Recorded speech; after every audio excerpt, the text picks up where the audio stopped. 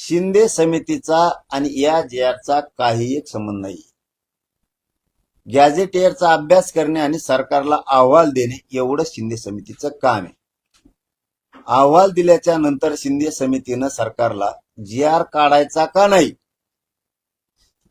हे सरकारचा अधिकार. त्यामुळे हे काम शिंदे समितीनं गॅझेटचा अभ्यास केला आणि अहवाल सरकारला दिला. अहवाल त्यांनी दिला आणि आपण लगेच GR काढायला लावला. गॅझेटियरचं काम इथून पुढच्या काळात असं राहणार आहे आता की त्याच्यात आडनाव असो नसो.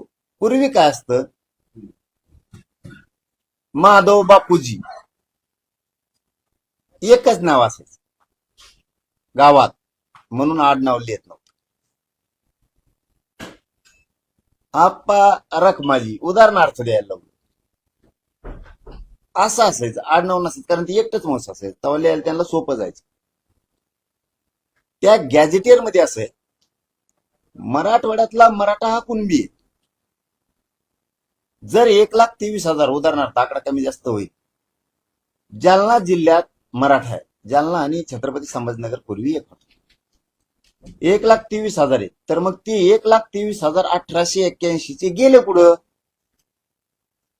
त्याचा अर्थ आहे की मराठी आहेत हेच कुणबी आहेत, म्हणून त्यांनी 3 जणांची त्रिसदस्यीय समिती स्थापन केली. रोकठोक महाराष्ट्राला सबस्क्राईब करा आणि बेल आयकॉनवर क्लिक करायला विसरू नका.